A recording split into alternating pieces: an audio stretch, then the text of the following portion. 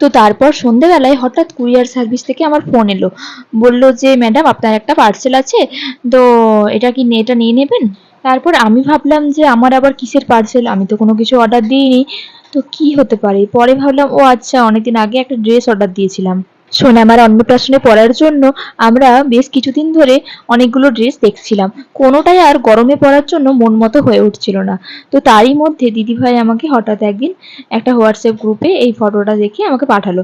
তো বললো দেখো এখন গরমে এই ড্রেসগুলো বেশ চলছে, তাই ভাবলাম যে এটা বেশ পরে কমফোর্টেবল হবে, এটাই অর্ডার দিয়ে দিই। ওদিকে সোনামা ঘুম থেকে উঠে পড়ার পর আমি ওকে ড্রেসটা পরিয়ে একদম সোজা ওর পিসির কাছে নিয়ে চলে এলাম। এই দেখেছো, কথা বলতে বলতে তো ভুলেই গেছি আজকের ইন্ট্রোটা দিতে। হ্যালো ফ্রেন্ডস, তোমরা সকলে কেমন আছো? আশা করি সবাই অনেক অনেক ভালো আছো। আমার ভিডিওতে তোমাদের সকলকে আরো একবার স্বাগত জানাই। আর হ্যাঁ, আমিও বেশ ভালো আছি। আর আমার সোনামার দুষ্টুমিও উত্তরোত্তর বেড়েই চলেছে।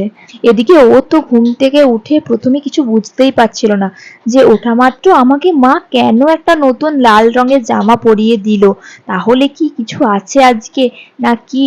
কিন্তু ও জামাটা পরে যে খুব খুশি হয়েছে সেটা কিন্তু ওর মুখ দেখেই বোঝা যাচ্ছে। এত আনন্দ পেয়েছে, জামা হাতে পেয়ে যে লাফালাফি করবে না কি করবে, না উপুর হবে না সোজা হয়েই আনন্দ করবে, ও কিছুই বুঝতে পারছিল না প্রথম দিকে। এরপর আমি ভাবলাম যে না, অনেকক্ষণ জামা পরে তুমি অনেক কায়দা দেখিয়েছো, এবার জামাটা খুলে দিই। তো এদিকে ওর জামা খোলানোও হয়ে গেছে, কিন্তু জামা খুলে দিলে কি হবে, জামাটার দিকে কিন্তু ও একভাবে দেখে যাচ্ছিল, একবার পিসিকে দেখছে একবার জামাটাকে দেখছে, ভাবছে আমার জামাটা কেন এরা খুলে দিল, বেশ তো একটা নতুন জামা আমি পরেছিলাম। আমরা বলছিলাম তখন না মা, ওটা তো এখন পরতে নেই, ওটা তো তুমি অন্নপ্রাশনের সময় পরবে, ওটাকে তো নতুন রাখতে হবে, না হলে তো পুরনো হয়ে যাবে। এদিকে তারপর আমি নিচে চলে এলাম, দেখলাম যে এখানে সবজি আনা হয়েছে। এখানে আনা হয়েছে কুমড়ো, পেঁয়াজ, ঢেঁড়স, পটল, এখানেও পটল আছে। এছাড়া আনা হয়েছে নেনুয়া। আচ্ছা তোমরা কে কে এই সবজিটা চেনো আমাকে জানিও তো, আমি তো বিয়ের পর প্রথম দেখলাম। তারপর আমি এখানে রান্নাঘরে চলে এসেছি যে কিছু একটা তরকারি বানাতে হবে, ভাত টাত আছে, তাই এখানে আমি একটা তরকারি বসাবো বলে পেঁয়াজ রসুন টমেটো আদা এগুলোকে কষিয়ে নিচ্ছিলাম। এদিকে আমার ডালিয়া বসানোও হয়ে গেছে, ডালিয়াটা প্রায় হয়েই এসেছে, খুব একটা বেশি দেরি নেই হতে। তো চলো এখানে মশলাটা কষানো হোক, তারপর আমি এক এক করে সবজিটা সাঁতলে দেব। তো এখানে আমার পটল আলু সাঁতলে দেওয়া হয়ে গেছে, তো এটা ততক্ষণে একটু কষা কষা হোক, তারপর আমি এটা দিয়ে পটল আলু ডিম দিয়ে একটা তরকারি বানাবো আজকে। বেশি কিছু করব না, গরমের মধ্যে রান্নাঘরে খুব বেশিক্ষণ আমি থাকতেও পারছি না, রান্না করার এনার্জিটা যেন একদম চলে গেছে গরমের মধ্যে। তাই সবাই বললো যে না না ঠিক আছে, একটা হালকা পাতলা কিছু তরকারি বানিয়ে দিও তাহলেই হবে, খুব বেশি কিছু খাবার দরকার নেই। এদিকে পরের দিন আমি সকাল সকাল রান্না বসিয়ে দিয়েছিলাম, বর অফিসে যাবে ওই জন্য।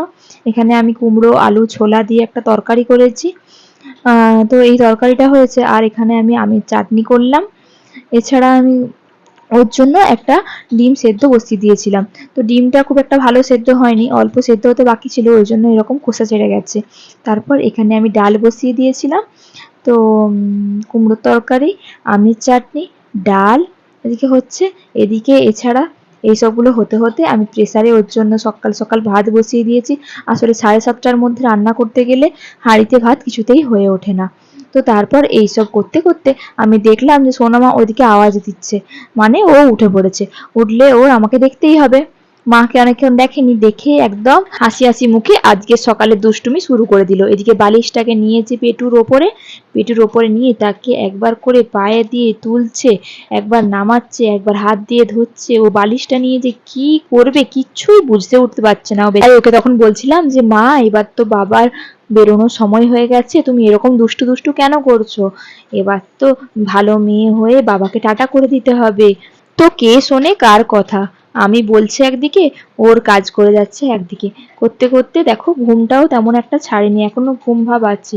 তো এদিকে ওর বাবা রেডি হয়ে ওকে একদম হামি দিয়ে টাটা করে দিল। তো তারপর ও এখানে সমস্ত জিনিসগুলো ঠিকঠাক গুছিয়ে নিয়ে তারপর এই দেখো এদিকে আবার এইসব করতে করতে মেওপুষিটা কেমন দেখছে তাই না। ও জানো তো সব দিন সকালে এখানে বসে থাকে, এখানে বসে মনে হয় রাস্তার লোকজন দেখতে থাকে। ও আমাদের এদিকটাতে তো অনেকগুলো বেড়াল আছে, আসলে এখানে খাবার দেওয়া হয় ওই জন্য ও প্রায় এদিকে ঘোরাঘুরি করতে থাকে, এখান ছেড়ে যেতেই চায় না একদমই। তো চলো এখন ওকে টাটা করে দিই, টাটা করে দিয়ে বাড়ির বাকি যে সকল কাজগুলো আছে সেগুলো করে নেবো। এদিকে জানো তো বাবার দাঁতের ব্যথাটাও বেশ বেড়েছে, কোনো কিছুই ভালোভাবে খেতে পারছে না ঠিক মতো করে। তো এবার আমি চলে এলাম সোনামার কাছে, এসে দেখি কি ও বাবা, সোনামা এখন উপুর হয়ে গেছে পুরো। ও এখন নিজে নিজেই উপুর হয়ে চারপাশে ঘুরতে থাকে ঘড়ির কাঁটার মতো, জানো তো। আবার এখন অনেক রকমের আওয়াজ করতেও শিখেছে, মা বলতে পারে একটু একটু। রেগে গেলে আবার আরও অনেক কথা বলে ফেলে, জানো তো। কী যে বলে কিছুই বুঝতে পারি না আমি ওর, যে কোন ভাষায় কথা বলছে মাটা আমার সাথে। ওদিকে আজ দিদিভাইও শ্বশুরবাড়ি চলে যাবে বলছে। তো বেশ কটা দিন ছিল সোনামা ওর পিপির কাছেই এই কটা দিন সারাক্ষণ থাকছিল। ও আমার কাছে শুধুমাত্র আসছিল খাবার সময়, তাছাড়া সারা দিনটাই ও ওর পিপির কাছেই থাকছিল। সকাল দুপুর বিকেল সন্ধে সব সময় ওর পিপির কাছে থাকতো। পিপিকে বেশ চিনেও গেছিলো কটা দিনে। পিপির কাজ ছেড়ে তেমন একটা আসতেও চাইছিল না, জানো তো। পিপিকেও খুব ভালোবাসে। কী রে, কী করছিস? হ্যাঁ, তুই শুয়ে পড়েছিস? তোর কি ঘুমটা এখনো হয়নি? কী রে, ঘুমটা কি হয়নি মা? ঘুমটা কি হয়নি তোমার এখনো? কমপ্লিট হয়নি ঘুম? নাকি এখনো ঘুমু পাচ্ছ? ও বাবা, এখনো কি ঘুমু পাচ্ছে? তুমি কি আরো ঘুমোবে? ঘুমটা কি হয়নি? ঘুমটা হয়নি? ও বাবা, ও বাবা, ও বাবা, ও বাবা, ও বাবা, ও বাবা, কত কিছু শিখেছে গো মা। তুমি কি আবার ঘুমোবে? আরও কি ঘুনু হবে? তো কি ঘুনু হবে? এই তো হচ্ছে তো না না না না, হচ্ছে তো। কি হয়েছে, কি হয়েছে? কেন কান্নাকাটি করছো? কাঁদতে নেই।